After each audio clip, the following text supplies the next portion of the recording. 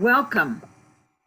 I am Anitra Thorhog, member of the Club of Rome and co-president of USA Corps from the USA. We are going to report to you today an initiative that a group called the Voyageurs, who are 17 people concerned about progressing toward well-being, have been contemplating and discussing for about a year and a half. And unlike the limits to growth 50 years ago, where they used a well-known physical model by Jay Forrester called systems analysis, and Dennis and Dana Meadows with a group of about 10 people put large sets of data into this model so that they were assured of an answer. We have taken another process by which we're describing how large changes toward well-being have occurred that we have experienced and been part of, and trying to find the key levers and the key transformative factors. So we have put all this together in an integrative form. Now, the Meadows, of course, used health, environment, population, food, industry, pollution, and consumption, but we have used different factors toward well-being. We've talked about environment, governance, education, sustainability of communities, poverty alleviation, minorities and equality, and health. So basically, there's things that we've left out, like responsible consumption, or like food and hunger. We are very interested in you knowing what we've done, and we hope that you will participate in this short slide presentation as Zoom presentation, and that you come to our larger discussion, which we will have shortly, and announce it to you so that you can discuss these areas with us.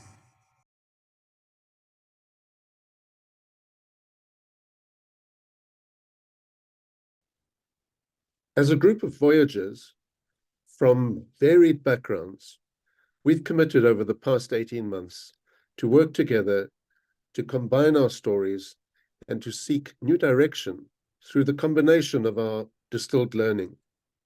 We've chosen to go into this journey openly, to discover, to abandon our assumptions, and to try to distill the individual learnings from each of the contexts in which we have been regenerative. And that's moved us towards imagining a new civilization where wellness is the new measure of shared aspirational intent.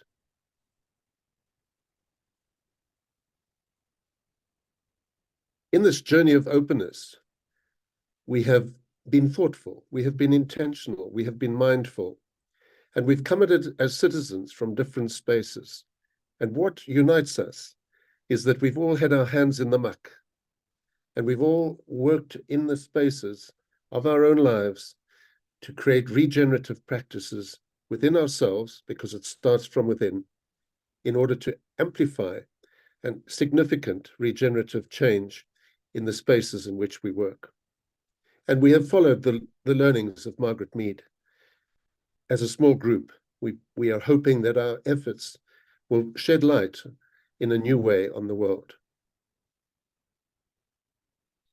The story of how we deal with the limits to growth is a very important one.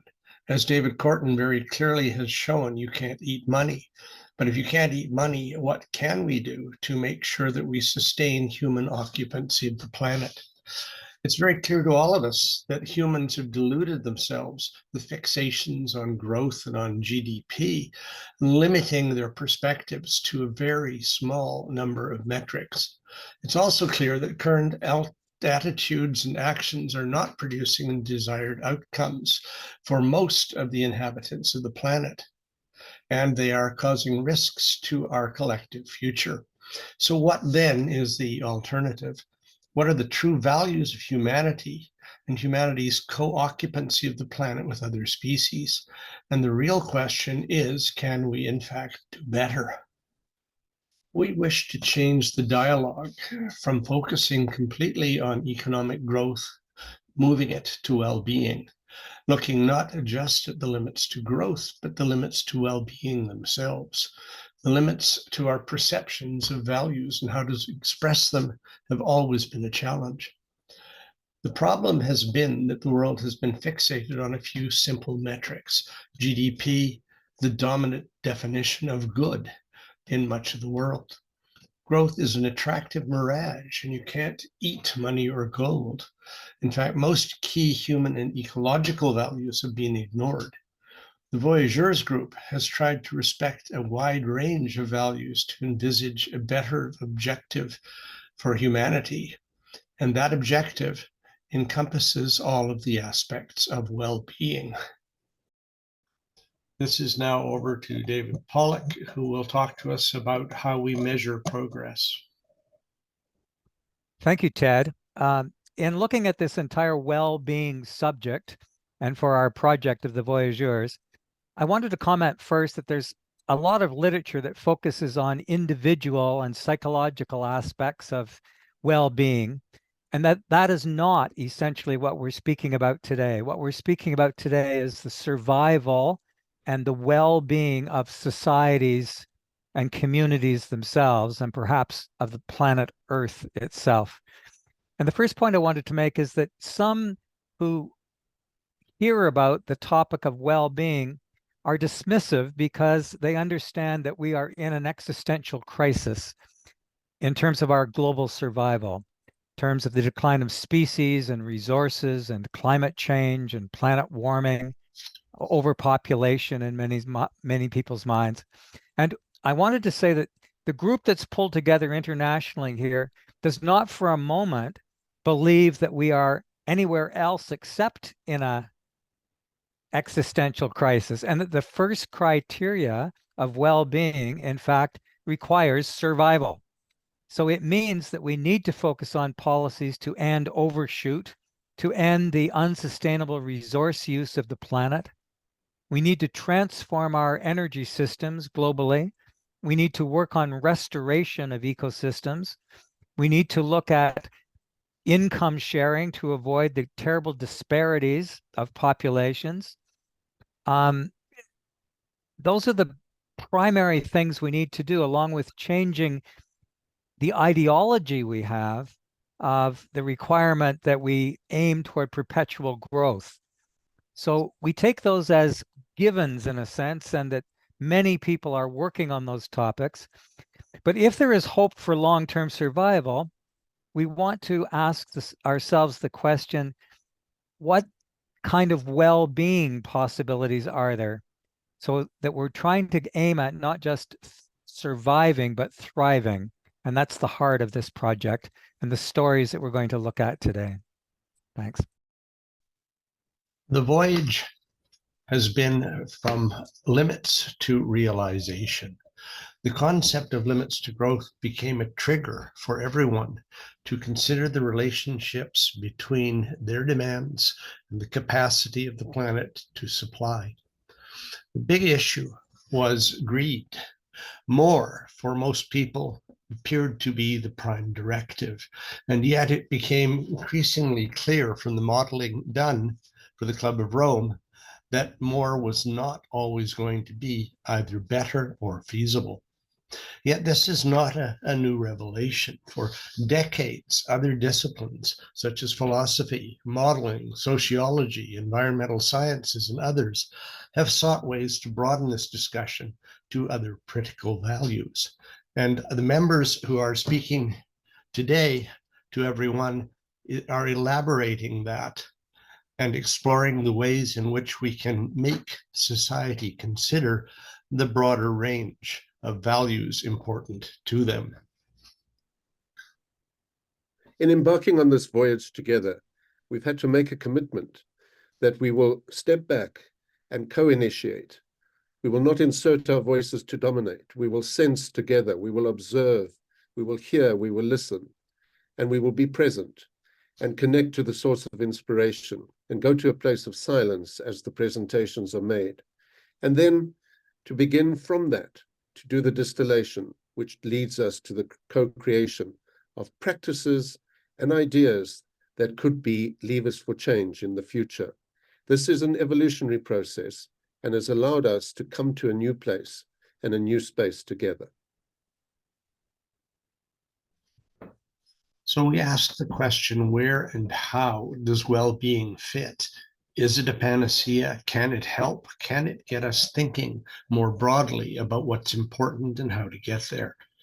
The Voyageurs group has met for over the last year and a half to explore solutions with the idea of trying to find out better options for humanity.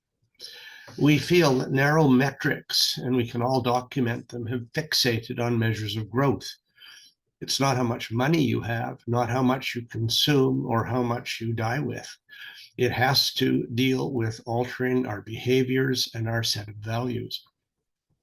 Many Club of Rome and other scholars clearly documented that the limit to growth concept was very important, and the impacts of exceeding it are severe.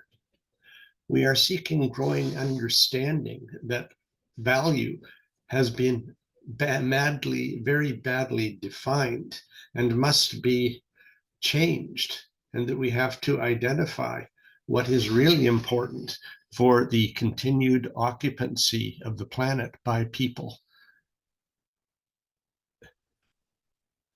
We have prepared a wish list for well-being based on studies around the world by many of us who have worked with communities, businesses, associations, all sorts, who have defined what they wish. And this is a fairly extensive list, but it's growing. And all of these have come up as important for the people who are seriously interested in creating a future that is acceptable to all. The real challenge is to all of us, where we have been drawing on our own perceptions, achievements, and challenges to try and figure out what's important, to try and feel clearly what we really want, to identify what, in fact, we can put forward and share regarding our common future. The question is, what future do humans want? And ultimately, how can we get there? Now, what we have discovered is that all of us have had different paths to get to the components of well-being, of what we really want in a future that we would desire. We feel it's very important to commit to a regenerative mindset and practice. Change your mind once or twice, see what it feels like. Try and get beyond just sustaining what we have, but to look instead at what we can regenerate and how we can preserve it. The idea of looking forward positively at a future that we all would like to live in. To believe in our community, understand that transformation is not just individuals, it's communities, it's social justice, it's all of us working together. And ultimately, to look at how we can find innovation, even if we have to unlearn what we believe we now know. So we've a few specific conclusions to put forward as sort of a framework. The point is that the foreseen limits that have come out of the limits to growth and its subsequent studies show very clearly that we can see a change. We can see changes that are unacceptable, and increasingly it's very hard to miss in people who are even opposed to the idea of accepting change are increasingly understanding they must. Many of the impacts are easily traced to our own behaviors and value systems. There's too many of us consuming too much in too many places. And we also have come to believe that there are technical fixes in behaviors. Every day we read of new ones, of things that may contribute to very positive solutions. And ultimately, success increasingly will really depend on changing our behaviors, changing our consumption, and moving together to try and make sure those changes are put in place. One of the other components of this work has been each of the participants from the Club of Rome and associates have been putting forward their own experiences showing what works. And we've found that success stories, often at a community level or a business level or a school level, can be found and can be shared. Local communities often understand much better because they can see the changes happening to the environment they depend upon and to the society they must live in. And the real challenge is to build knowledge collectively and to effectively share it with others. Over to you, David. Thank you, Ted. I just wanted to make the point before we drill down into one of the Canadian well-being projects that I was very much involved in, is the question of metrics. With gross domestic product, we know that there's a group of indicators that are counted in terms of economic flows and activity. It's often said that we measure what matters in society. And it's true in a sense that it's very difficult for policymakers to make a convincing argument without data. And so the question is, what data, what's in an indices, which is of significance? And a lot of the work that we've done on genuine progress indicators and well-being tries to take in the data that comes from what people value in a particular society or community. And it's out of those values that we develop indicators that then are measured, which gives us something to use for policymakers. It gives us something to use for advocacy work to try to get desirable policies adopted. And it also gives us tools for communities. In Canada, a lot of work has been done with Indigenous folk to try to develop consensus within their community as to how they want to spend their various resource dollars that they've accumulated from different sources of income. And so by doing these value exercises, by measuring the significance and the weight of each of these values, you get a metrics that you can use for well-being. And that's very much what was done with a project that we go to now to look at the slide of the radar graph of a project done in Alberta back in the early 2000s, where it was the first one in Canada, and maybe even globally, that used these 52 indicators trying to look at well-being. Now, the essential thing here is that we did use gross domestic product, but we subtracted the negatives around the wheel. So if, for example, suicides went up and you had counseling services, that might have been a negative. Or if you used up resources because of a hurricane or a tornado, the GPI would show that as the gross domestic product would show that as an increase in financial flows. The same with more people having cancer in hospitals.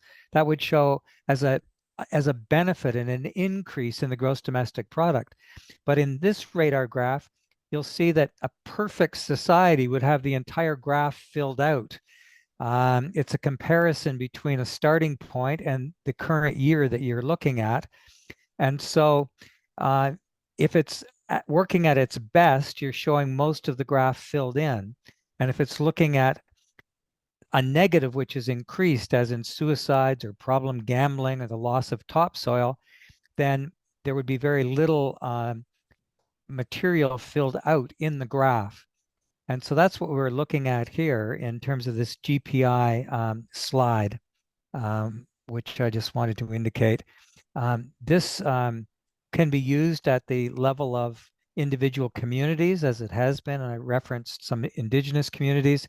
It can be done on a city scale. It can be done on the scale of a country as well.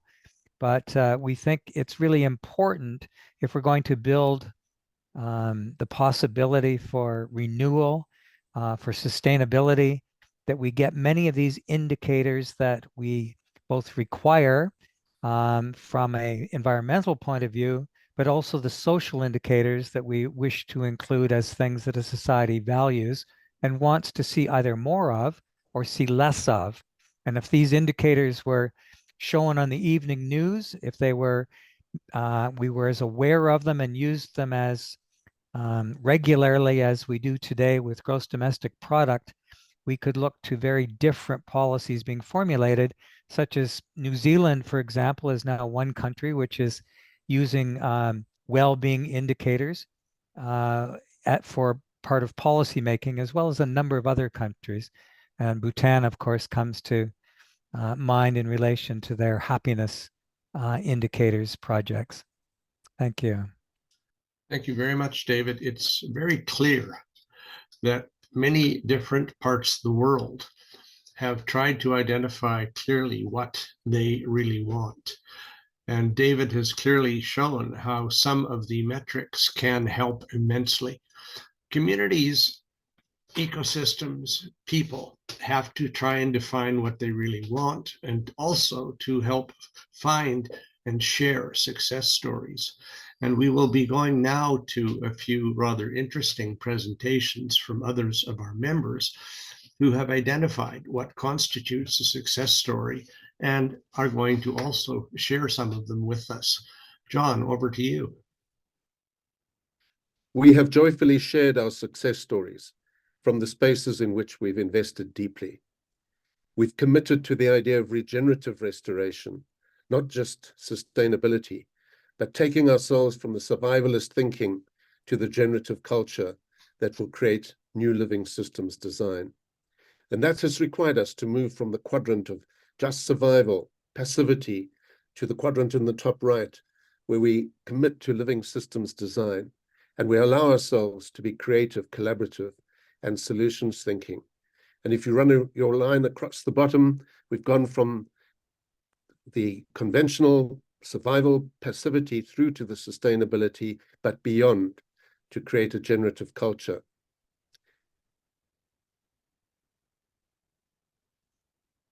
In the specific example in which I work in South Africa, in the Leap Science and Math schools, we've taken an approach to the construct of regenerating communities which were created in the era of apartheid.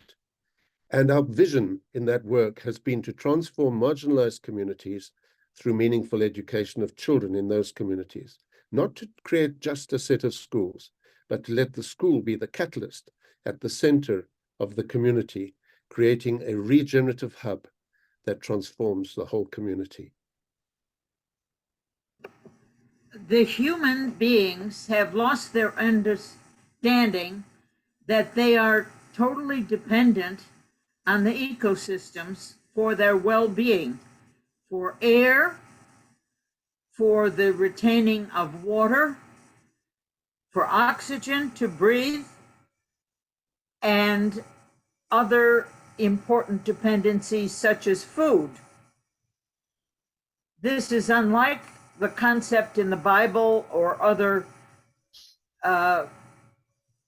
concepts where the human is the master of the world and the master of ecosystems. So the result of this is that we are imperiled.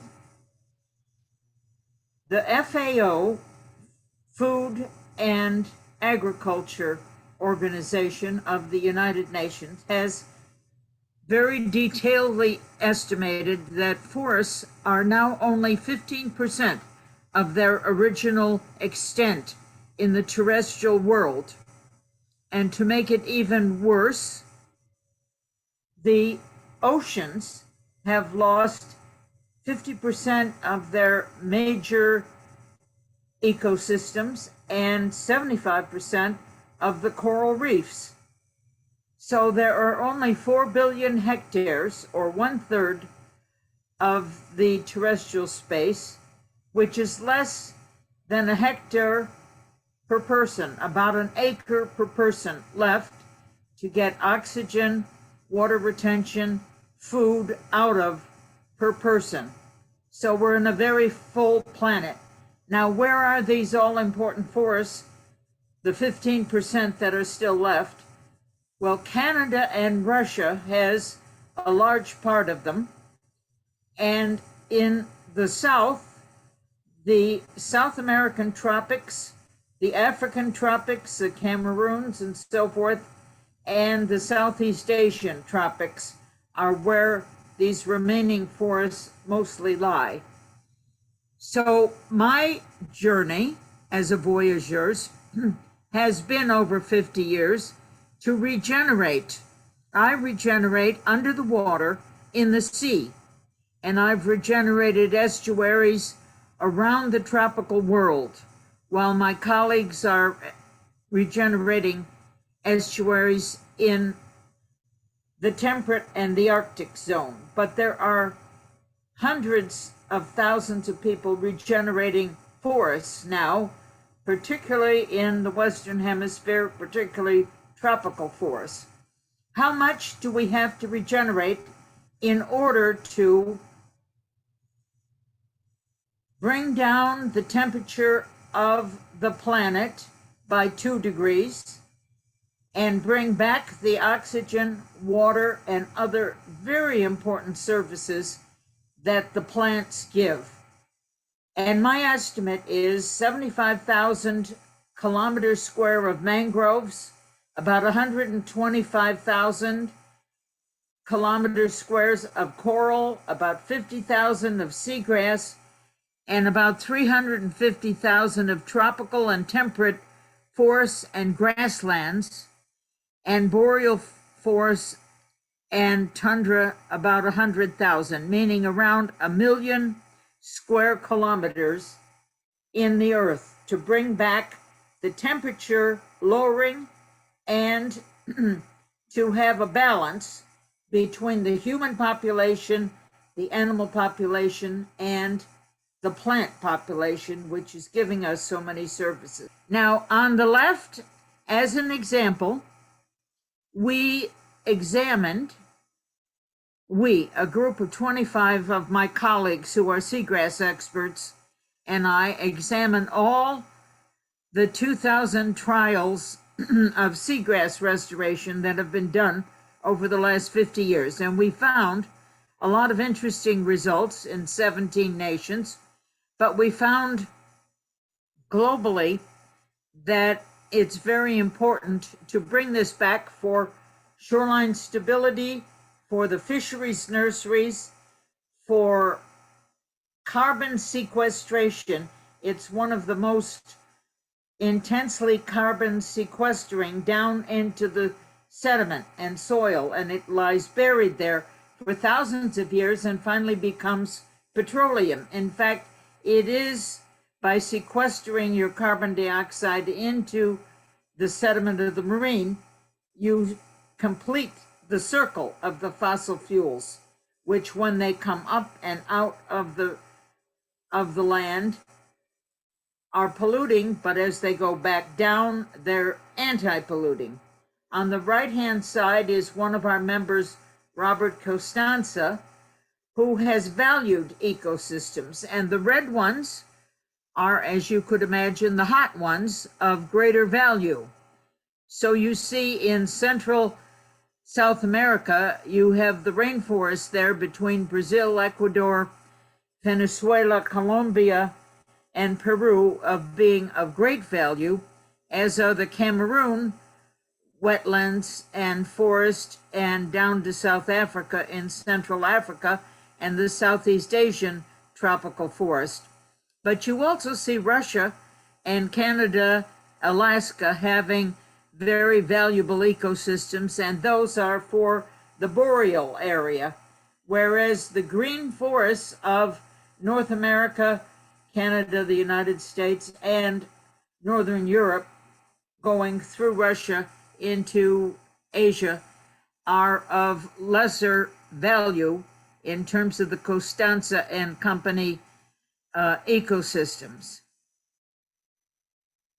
What we have learned is we have ideas that probably should be shared.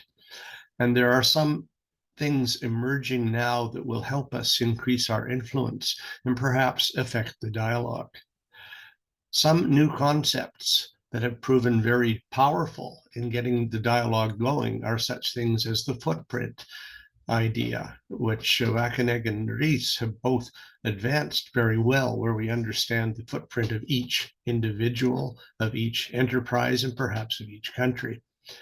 We've been talking about the idea of a well-being index as a possible means of outreach, doing comparative ideas of well-being as well as their components, and that is in the works. Part of the problem is we are not involved adequately yet in effective outreach that really influences everyone. And many of the parts of the club, of course, are taking this on through the new hubs, and we shall see how that works. The Earth for All initiative, building on Club of Rome initiatives and concepts, appears very promising. A lot of it may come down to our ability to identify and share success stories. And we are suggesting to the Club of Rome that may be a useful area for them to get involved with in sharing them with each other and allowing them to be used by everyone for public relations. And the whole idea is to bring as many people into a more holistic discussion of the relationships between humans and the biosphere which they live in, to try and make sure they conserve and protect that which is most important. Our problem is that we and our own habits are in fact generating new limits, pushing us up against the ones that are there already. And the key limits to growth may in fact reside more in our own institutions and the notion that we must exercise power over our universe rather than live within it. And yet we are discovering, as we look for success stories and things that work, that everyone has some ideas. You're not going to meet anyone who doesn't have a good one. You just have to help them find it. And all perceptions have value. Race, gender, wealth are not limits. They should not be seen as barriers. They should be seen as different perceptions and leading to opportunities. The challenges for us all are to try and change the dialogue and the perceptions, because there still is insufficient agreement on the shared risks we must work together to try and affect. These are increasingly recognized as urgent. You just have to turn on the news to find out. And significant changes in behaviors and institutions will be essential. Our challenge is to get people to focus on overall well-being as a goal and building on success stories, rather than to simply focus on narrow aspects of change, such as making more money, making larger, whatever, and also not to focus solely on a few technical fixes, but to evaluate all of them together to see which are most promising and most likely to actually happen.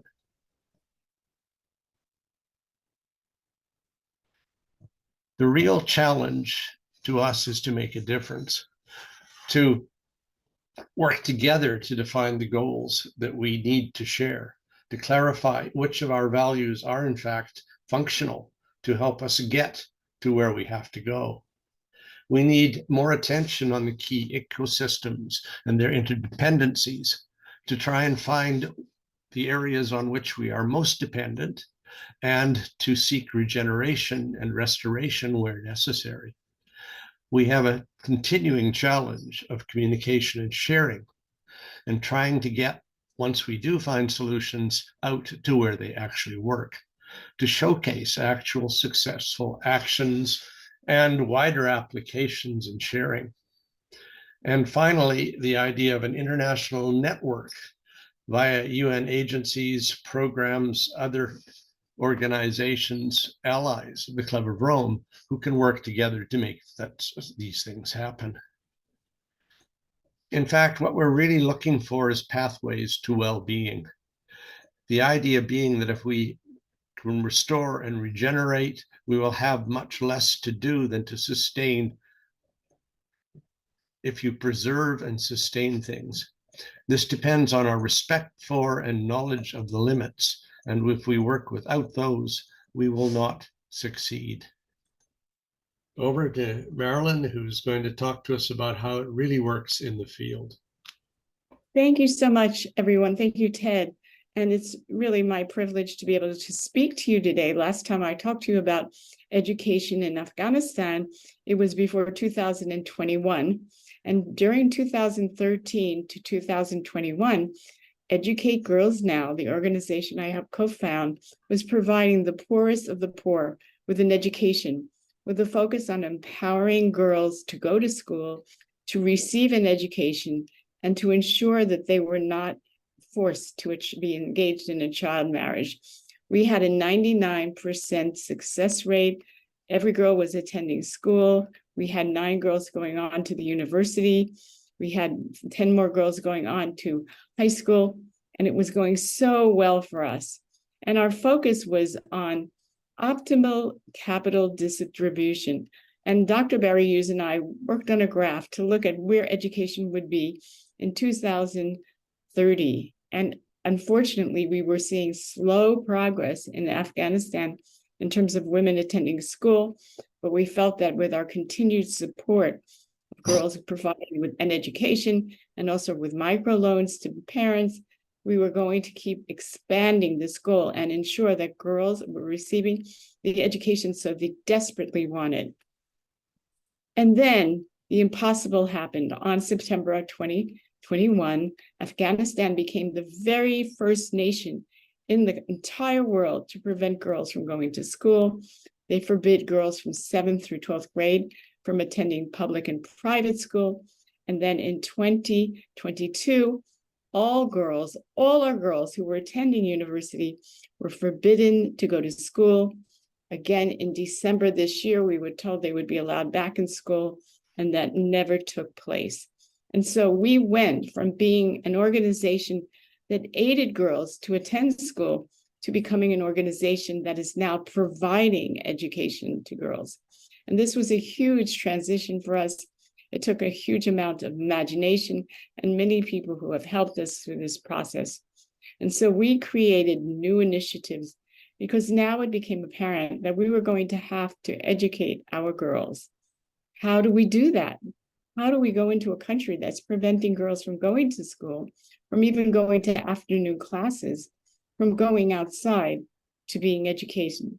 And one thing I can tell you is that you can count on the resiliency of the human spirit and the resiliency of girls. And so what did we do? We began to create online courses for 7th through 12th grade for girls, providing them with teachers in Afghanistan who were no longer able to work in schools, and a complete high school curriculum, which is accredited by a US high school. I wish I could give you the details, but I think it's best to not do that at this time. So beginning to create online education in Afghanistan was truly a unique process without having Wi-Fi, but mostly digital distribution. We've been working on many initiatives, but I can assure you that it's working. Girls are being taught, they are following a curriculum, and many of them have the goal of attending a college outside of the Afghan area. And so, as always with humanity, we found other people of like mind, people like you and me, who wanted to help. The Asian University for Women is now providing high school and university education for girls. And so this year, 11 of our girls are over there. 3 of them are from the Afghan robotics team, who created the first ventilator made out of car parts to be used during COVID. And they have been aiding us in our assistance of education. And so what we've tried to do is integrate humanity, integrate emotional intelligence, integrate learning into the process. And it's been so incredible to see the diligence of these girls. More than anything, school is the most important thing. It's a gift to them. There is no deterrent in their way that they will not try to overcome. And so we have been having incredible results over there and working with many communities. I can assure you that educating girls is the most important thing for them. Once they have access to education, they know they will not be wed. They know they can go on. And what we've been doing is scaling our program to work with girls in different communities, because every province is different, and to ensure they have courses to take, teachers available. And as again, I shared, there's many Afghan wonderful teachers who have not been able to teach in schools that are now helping us. And we have mothers who are so determined for their girls to go to school. We've been empowering mothers as girls as well, with not only educational options, but emotional support and stipends that cover their education. Every month, our team goes out and meets with the families, and then the teachers take over and work with their girls. They are determined to continue their education. And truly, their greatest hope is that this will take place and they will find a way. And I do believe in the resiliency of the human spirit. I believe CORE is one of the best organizations for us to work with, and many thanks to Ted Manning, to Anitra Thorhag, to Mamfala, to John Gilmore, and to Ryan Jackson, who helped us during the hardest period of time and kept encouraging me to empower girls to seek their own internal and external well-being. And we want to continue working with CORE because CORE represents to us the most holistic and the most complex global opportunity that we have available. We thank you so much for supporting this endeavor. I've never worked in a war environment before. I normally educate girls and boys around the world in a regular school, but this has been the experience of a lifetime. And what I can assure you is that these girls will never forget us. There is a saying in Afghanistan that humanity is still alive. And I can assure you that humanity is alive. And we are still looking forward to working together with CORE and to our Voyageurs to continue this process. Thank you so much. Thank you. Thank you very much, Marilyn. It's very nice to hear that well-being can be made to happen, no matter how hard the circumstances. Thank you very much. You're so welcome. Well-being is alive in Afghanistan. Well-being, therefore, is the goal. Limits are real. The imagination may have fewer limits or constraints, but we have to build on that. Creative opportunities may be unlimited, so let's seek success. So finally,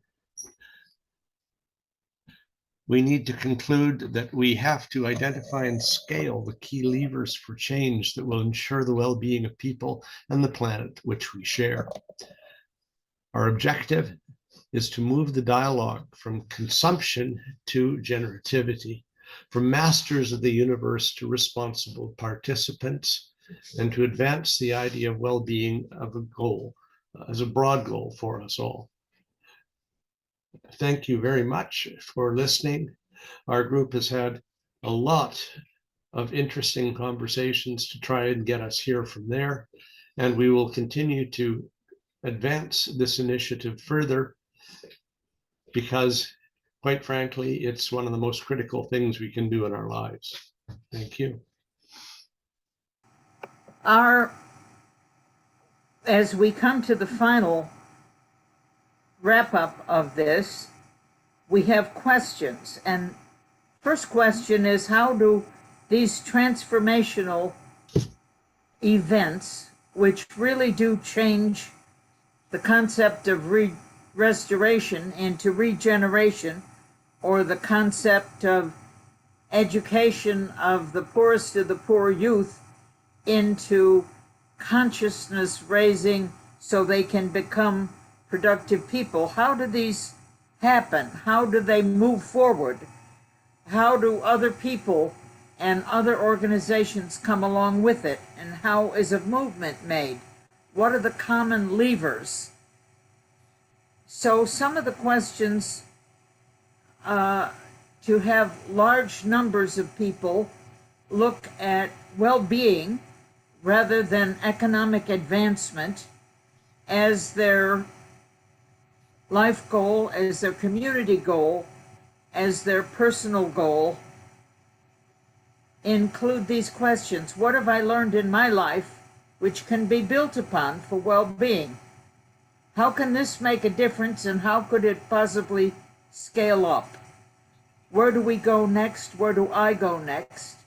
And most importantly, what can Club of Rome, as a catalyst for transformations in the world, what can the Club of Rome do that's significant rather than just simply talk, but that leads to some real changes? So some of the questions we would like to have another session and invite you to are, what are the key levers, in the sense of Donella Meadows speaking about levers for transformation, that can be seen in our stories, but that are common to all of the stories? Why is it important to focus on regeneration and resilience or improvement, not just sustainability, which was the Brundtland Commission's halfway mark to get industry negotiating and on a common ground with people interested in well-being and the environment? How can we scale up? How does replication happen around the world? What are the key means of advocacy and outreach? Particularly, what outreach can the Club of Rome do? And can we build an action plan? So these are our next questions, and we will be reaching out with invitations and have larger discussions on those with our 17 Voyageurs, plus members of the Club of Rome and other people.